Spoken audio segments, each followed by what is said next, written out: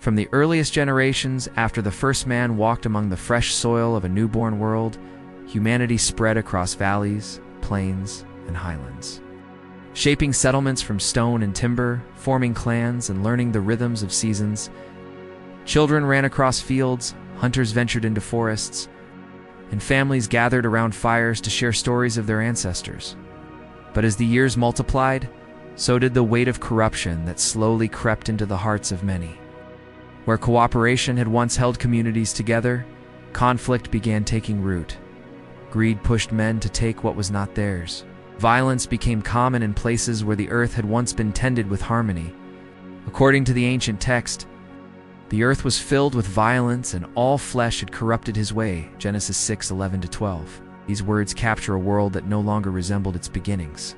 Yet among this rising darkness lived Noah, a man whose life stood out with uncommon steadiness. He was the son of Lamech and grandson of Methuselah, born into a lineage that still preserved the earliest memories of creation. Noah lived not by the shifting standards of his age, but by principles rooted in reverence and righteousness. Genesis 6:9 describes him as a just man and perfect in his generations, a rare testimony in an era when integrity had nearly vanished.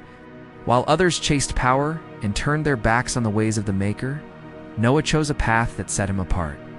He walked with honesty, honored the teachings handed down from the earliest days, and stood firm, even when surrounded by corruption. The world itself was still beautiful in those days. Rivers flowed from distant mountains into wide plains where herds grazed. Groves of trees layered the hillsides, flowering after the rains. The morning sky still bloomed with gold and rose-colored shades, and the stars traced ancient paths across the heavens. But beneath this beauty, something fragile had fractured. Men no longer respected boundaries. Those with strength preyed on the weak. Alliances formed for conquest rather than kinship. Ancient songs that once told of harmony were forgotten. And as generations passed, the divide between righteousness and corruption widened. Noah, however, maintained the old ways. He taught his children to honor what was sacred, to work with honesty, to show kindness where others showed cruelty. His quiet acts of obedience became a form of resistance against a world sliding toward ruin. His neighbors noticed his difference, though many did not understand it. Some mocked him for refusing to join their schemes. Others simply ignored him, content to follow their desires without restraint. One evening, as shadows lengthened across the land and the first stars shimmered above, the Maker revealed to Noah a message that would alter the destiny of humanity. The corruption of the earth had reached its full measure. Violence had spread into every corner. The ancient text records the solemn words, "The end of all flesh has come before me. Behold, I will destroy them with the earth." Genesis 6:13. But Noah was not addressed with destruction. He was entrusted with a mission. He was commanded to build a vessel unlike anything the world had ever seen. A massive ark made of gopher wood, sealed inside and out with pitch. The instructions were precise. 300 cubits in length, 50 cubits in breadth, and 30 cubits in height. It was to contain 3 levels and a single door, crafted with care to endure the waters that would rise upon the earth. Noah listened, absorbing every detail, understanding the significance of what he was called to do. The task would require strength, patience, and unwavering faith, but Noah did not hesitate. His obedience was immediate, for he recognized the voice that had guided his ancestors and trusted its wisdom. The next morning, Noah set out to gather materials. Trees that had grown tall for generations were selected, felled, and shaped into beams. His sons, Shem, Ham, and Japheth joined him, their hands learning the rhythm of labor as they carved, lifted, and assembled the growing framework. Day after day, the sound of axes striking would echo across the fields. Under the sun's heat and the coolness of night, their work continued. The ark slowly rose from the earth like a wooden mountain, its skeleton stretching outward as each piece fitted into place. The people who lived nearby watched in confusion. Some approached, asking why Noah was building such an enormous vessel, far from any sea, explained the coming judgment, urging them to turn from their corrupt ways. But many scoffed, laughing at the notion that the earth would be covered in water. They called him a fool, mocked his warnings, and walked away, shaking their heads. Others found the sight curious, but did not concern themselves with its meaning. They returned to their own pursuits, unaffected by Noah's pleas. Years passed, and the ark neared completion. Its great ribs were sealed with pitch, its inner chambers prepared to house the animals that would soon gather.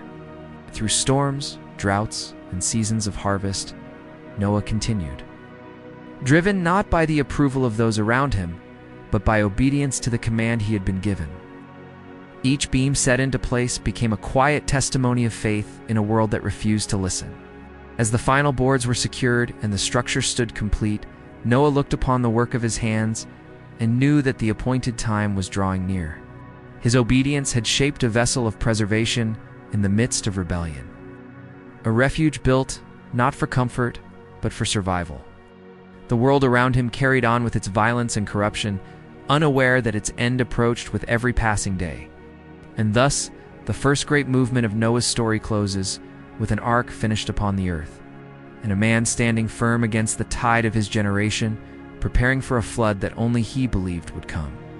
Yet the next chapter begins not with destruction, but with gathering. As life from every corner of the land is drawn toward the great vessel before the waters rise, the land around the ark stood still. Its massive frame loomed across the plain like a silent sentinel, its shadow stretching long over the ground. Noah rose with the early glow, gathering his sons to begin the preparations for what he sensed would soon take place. The air felt heavy with a kind of expectancy, as though the earth itself was holding its breath.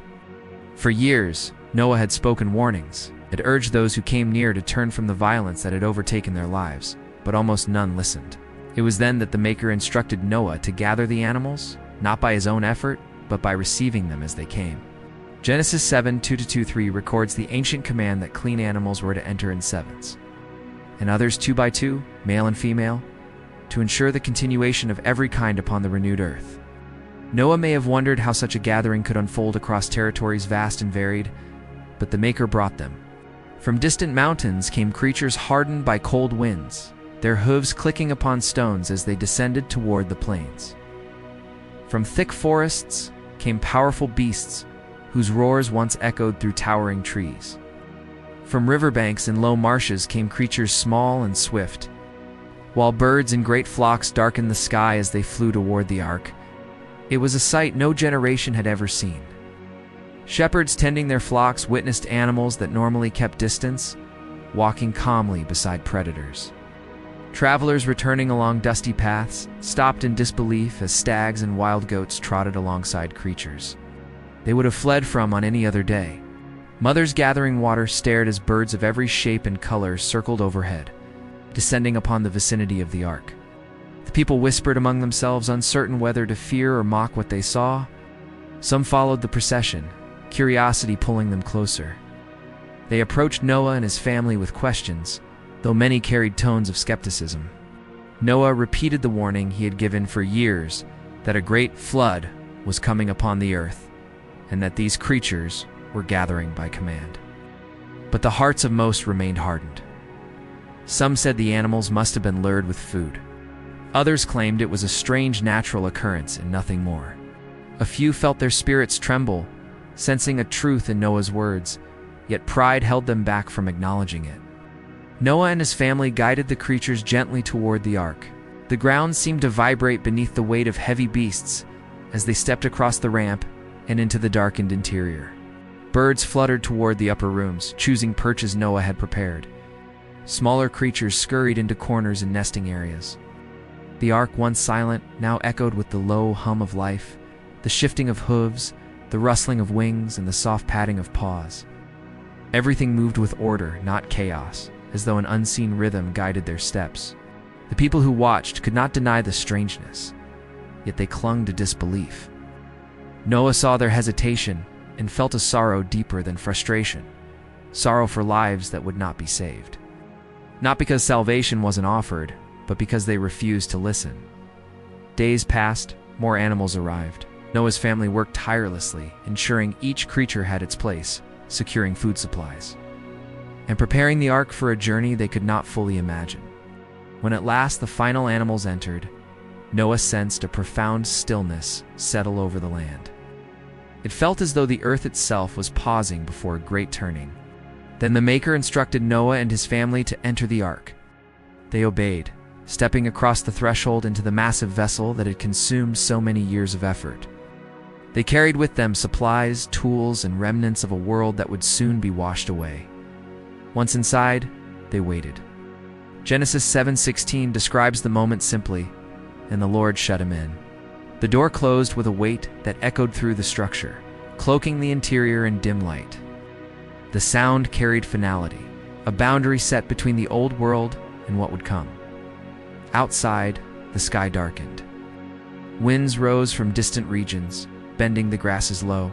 Clouds formed in layers, thick and heavy, swirling with a depth that made observers fall silent. The people who once mocked now stared upward uneasily. A deep rumble moved across the heavens, and then the first drops of rain began to fall. Some laughed nervously, insisting that storms came and went. But the rain did not drift in gentle sheets. It descended in torrents, pounding the ground with such force that puddles formed within moments. The rumbling intensified. Thunder rolled like distant mountains collapsing. Lightning split the sky, illuminating the ark's silhouette in stark flashes. Then, from the earth below, came a tremor. The ground shook as subterranean springs burst forth, sending columns of water spraying violently upward. Genesis 7:11 describes this moment. The fountains of the great deep were broken up, and the windows of heaven were opened. Panic spread. People ran from their homes, clutching children, trying to gather belongings, shouting in confusion. Water surged through streets and fields, rising faster than anyone had imagined possible. Those who had once laughed now screamed for safety. But the ark stood sealed, unmoving as waves lapped at its sides. The waters climbed over the plains, swallowing shrubs, then trees, then huts and dwellings. The cries from outside were muffled by the thick wooden walls, fading beneath the roar of the rising flood. The animals stirred nervously, but the vessel held strong. The world outside vanished behind a curtain of rain and swelling waves. The ark rose higher and drifted with the currents, surrounded by a vast expanse of churning water. For 40 days and nights, the downpour did not relent. Valleys filled, mountains disappeared beneath the flood. Everything that once stood proudly upon the earth was submerged. Inside the ark, Noah and his sons tended to the creatures, offering calm where fear threatened to take hold. They moved through chambers lit by oil lamps, their shadows flickering against wooden beams. The ark rode the waters for many months as the world beneath remained covered. When the rain stopped, the surface of the floodwaters stretched in every direction like an endless reflective sea. Days blended into nights as Noah waited for a sign that the earth was being restored. But restoration would come slowly, through patient observation and hopeful release. As the next chapter begins with the first hint of land returning from beneath the waves, the ark drifted upon the vast waters long after the last raindrop fell. The storms had ceased, but the world beneath remained hidden, shrouded in silence. Noah walked the length of the vessel each morning, listening for changes in the rhythm of the ark as it floated. Inside, the animals had settled into a quiet routine. Their initial fear had softened, replaced by the instinctive calm that comes after surviving a great upheaval. Noah tended to them with patience, recognizing that their preservation was part of the Maker's purpose. Months passed. The waters slowly receded, though Noah could not yet see the earth beyond the windows. The family marked time by the passing of days and the turning of the winds, trusting that the Maker who had called them into the vessel would reveal the next step when the moment was right. Then, after many months, the ark shuddered gently, as though something beneath had caught its base. The movement was not violent, but unmistakable. Noah felt it immediately, a grounding sensation that signaled a change. Genesis 8:2-4 records that the ark came to rest upon the mountains of Ararat. Peaks hidden beneath the waters for so long now rose like the bones of the earth, reclaiming their shape. The ark settled against one of these high ridges, resting securely, though the waters still stretched far below. Though the ark was no longer adrift, Noah waited patiently, did not assume the world was ready. Instead, he observed the gradual lowering of the waters, watching their level against distant slopes. The scent of high mountain winds filled the chamber, carrying with it a faint but unmistakable smell of soil and stone. Noah released a raven. The dark bird soared out into the open sky, circling above the waters. It flew back and forth, never straying far from the ark, but never settling within it either. For it found its place among floating debris and did not return to rest. Later, Noah released a dove, a gentler creature less suited to endless flight. It returned shortly, finding no place to settle its feet. Noah received it silently, understanding that the world was still unready. A week later, he sent out the dove again. This time, when it returned, it carried in its beak a freshly plucked olive leaf, Genesis 8:11. Noah stared at the small leaf with a mixture of relief and awe. It was the first living sign from the renewed earth, a token that the waters had receded enough to uncover trees. The family gathered around, marveling at the promise held in such a simple fragment. 7 days later, Noah released the dove once more, and this time it did not return. The bird had found a place to rest, signaling that the lands were emerging from beneath the floodwaters. The slopes of the mountains began to reveal their forms more clearly. Ridges appeared, their surfaces glistening with moisture. Valleys slowly returned, and the winds carried scents of revived vegetation. Yet Noah did not rush. Even with the signs before him, he waited for the Maker's instruction. Seasons shifted. Tops of the mountains became bare. Streams began to trickle down their sides.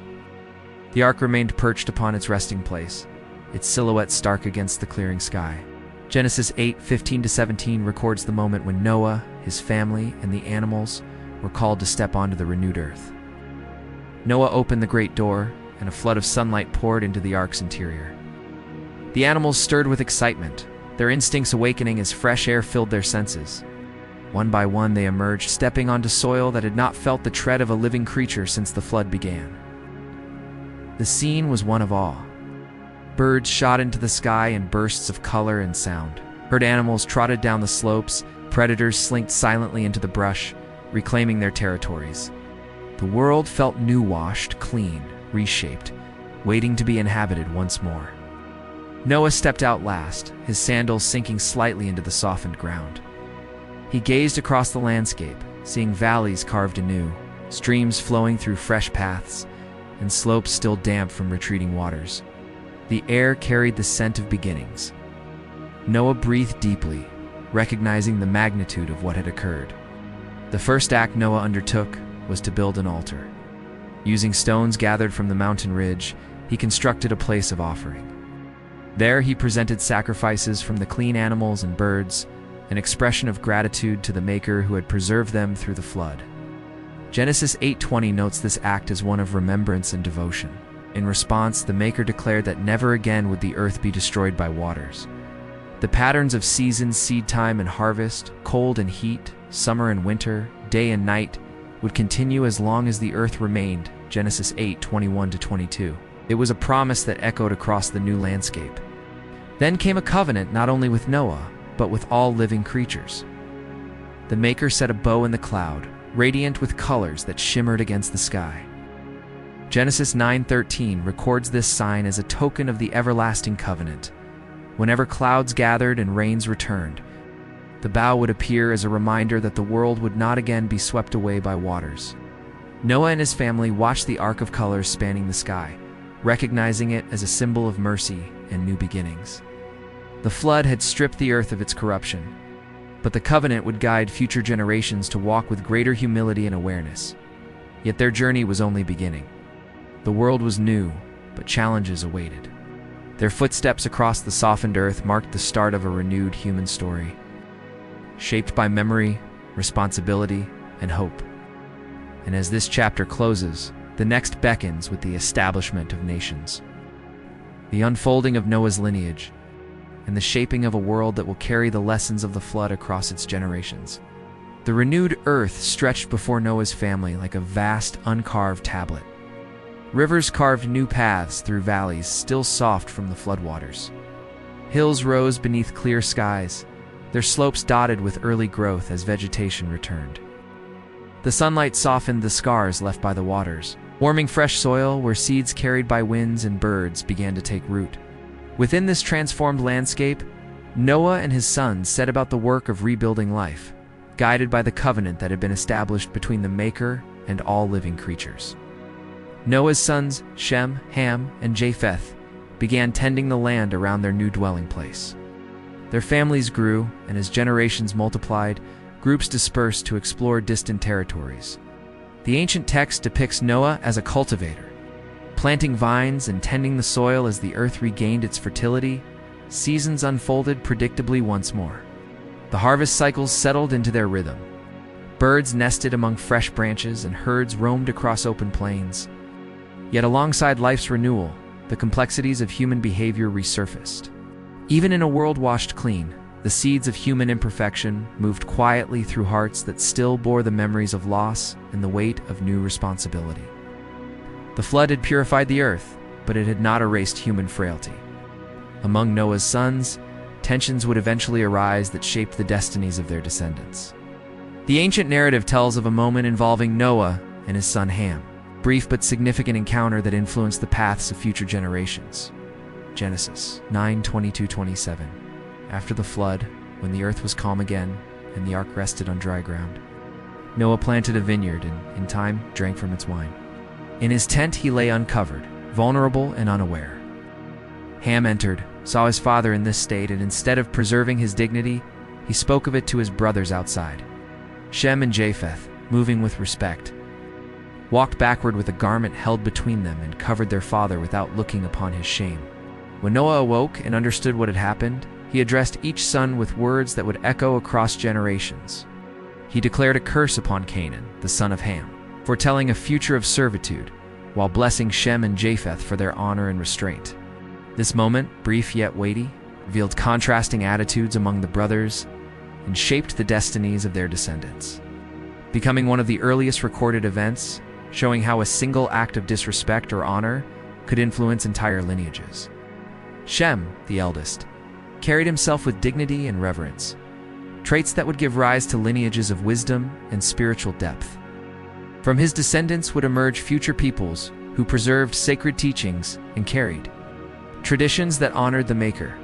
Japheth, associated with expansion and broad territories, fathered tribes that spread wide across lands, establishing settlements far from the cradle of the mountains where the ark had rested.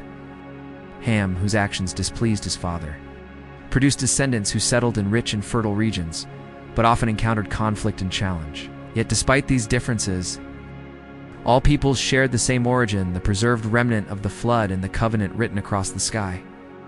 Every family, no matter how distant, traced its roots back to the same vessel, the same mountain, the same moment when the earth was renewed. As generations multiplied, the earth filled once more with people who forged tools, built settlements, hunted the forests, and tilled the ground. Some traveled along rivers that had formed after the flood, establishing communities on fertile banks. Others journeyed into highlands where winds swept across rocky cliffs. Languages began to differentiate, shaped by distance, adaptation, and culture. Clans became tribes, tribes became nations, and the world grew complex again. Yet the memory of the flood lived on. In the early generations, parents told their children about the waters that once covered the highest mountains. They recounted how their ancestors had been preserved in a great wooden vessel, and how the rainbow was set in the sky as a sign of promise. In those years, the memory was vivid enough to inspire reverence. People understood that their very existence was tied to grace and preservation. But as time stretched further from the days of Noah, the memory faded into distant recollection. Stories were passed down imperfectly. Some distorted the events into mythic exaggeration, others forgot the lessons altogether. The bow in the clouds, still radiant after rainfall, continued to serve as a reminder, but fewer people understood its meaning. Noah lived long after the flood, witnessing the expansion of his descendants across the land. He saw settlements arise, heard children's laughter filling the air once more, and watched crops grow tall beneath the returning cycles of seasons. He knew that the earth was recovering, fulfilling the promise given after the waters had receded, yet he also saw conflicts arise between clans. He observed the subtle drift of hearts away from gratitude, away from humility. Some of his descendants forgot the reverence their ancestors had shown.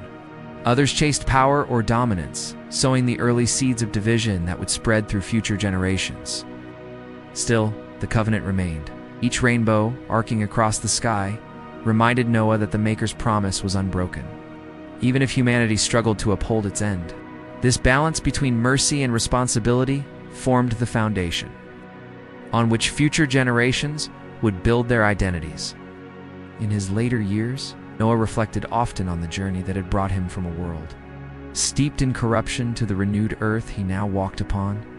He remembered the weight of the command to build the ark, the long years of labor, the mockery that surrounded him, and the unwavering obedience he maintained. He recalled the first drops of rain, the cries from those who had not believed, the long months of uncertainty upon the waters. He remembered the dove with the olive leaf, the bough in the clouds, and the feeling of stepping onto a world reborn. He knew that his story would echo through generations, not as a record of his own greatness, but as a testimony to faithfulness in the face of overwhelming odds. It was a story of preservation, judgment, mercy, and the enduring promise set between earth and heaven. The legacy of Noah did not fade with the passing of his years, continued to ripple outward through the generations of his descendants. Shaping the earliest narratives of humankind after the renewal of the earth, the flood had marked a boundary in time, dividing all history into what came before and what emerged afterward. Noah's life stood at the turning point between these two worlds. His descendants carried both the memory of the flood and the responsibility of rebuilding the earth. In the seasons following Noah's final years, the world grew increasingly populated. Tribes migrated across valleys and plains, drawn by fertile lands and the instincts of exploration. Streams carved pathways through the slopes formed after the flood, leading people into new territories.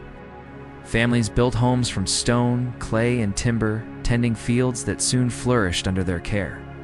Shem's descendants maintained the reverence and wisdom of their lineage, teaching future generations about the covenant made after the flood and the importance of walking with integrity. Among these descendants would rise individuals and nations that preserved ancient teachings and shaped the spiritual landscape of countless eras. Japheth's lineage expanded far across wide territories, settling in diverse regions, forming cultures marked by adaptability and resilience.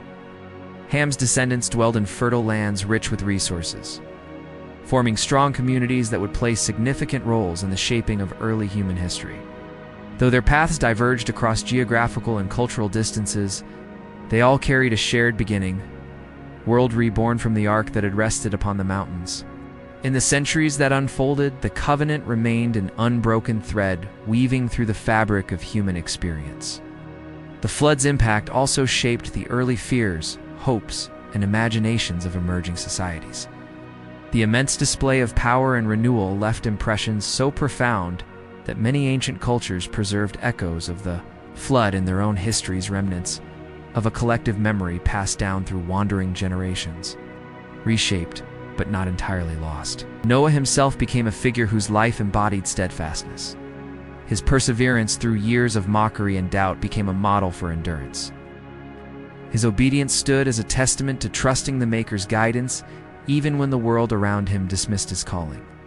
His role in preserving life during the flood positioned him as a foundational ancestor whose story would illuminate future ages. After the flood, Noah's family lived with a clarity that few generations have experienced: a fresh start, a world without the weight of widespread corruption, and a chance to cultivate harmony. But as time passed, humanity's nature reasserted itself. Pride reemerged, conflicts arose, and nations sought to dominate one another. The descendants of those preserved through the flood repeated patterns familiar from the world before the waters, yet the covenant remained, serving as both a boundary and a promise. The Maker's words after the flood, "I will remember my covenant, which is between me and you and every living creature," continued to assure future generations of the stability of creation, Genesis 9-15. It was not a covenant based on humanity's perfection, but on the Maker's mercy. This mercy became the foundation upon which Noah built his final years and his descendants built their futures. The story of Noah is therefore not merely one of catastrophe, but of preservation. It is a story of warning and hope, judgment and renewal, obedience and promise. It stands as a reminder that corruption, no matter how widespread, does not erase righteousness, that one person's faithfulness can shape the destiny of nations, and that even in times of great upheaval, mercy can carve a path toward restoration. Generations after Noah, long after his sons had established their families, and after the early tribes had begun to scatter across continents, people continued to pass down the memory of the man who stood against the flood. Parents told their children of a world consumed by violence, of an ark built with patient labor, of animals gathered from every region, and of waters that rose until mountains vanished beneath the waves. They recounted how the earth was renewed and how the rainbow marked the covenant that still guided their lives. Even as culture diversified and people adopted new customs, Noah's story lived on. It became a testament whispered between elders and youth, a narrative preserved in the hearts of those who sought wisdom. It reminded every generation that righteousness, though often solitary, holds the power to transform history. And so, as the script of Noah's life closes, it leaves an enduring imprint upon the world. His story stands not merely as an ancient account, but as a timeless narrative of faith, endurance, and the unbroken promise set between heaven and earth. The ark rests upon its mountain. The rainbow still stretches across the sky after storms, and the quiet memory of the man who stood against the flood continues to echo through the ages, calling each new generation to walk with integrity amidst the shifting tides of their own world. Hit that like button, subscribe, and turn on the bell. More Bible figures await.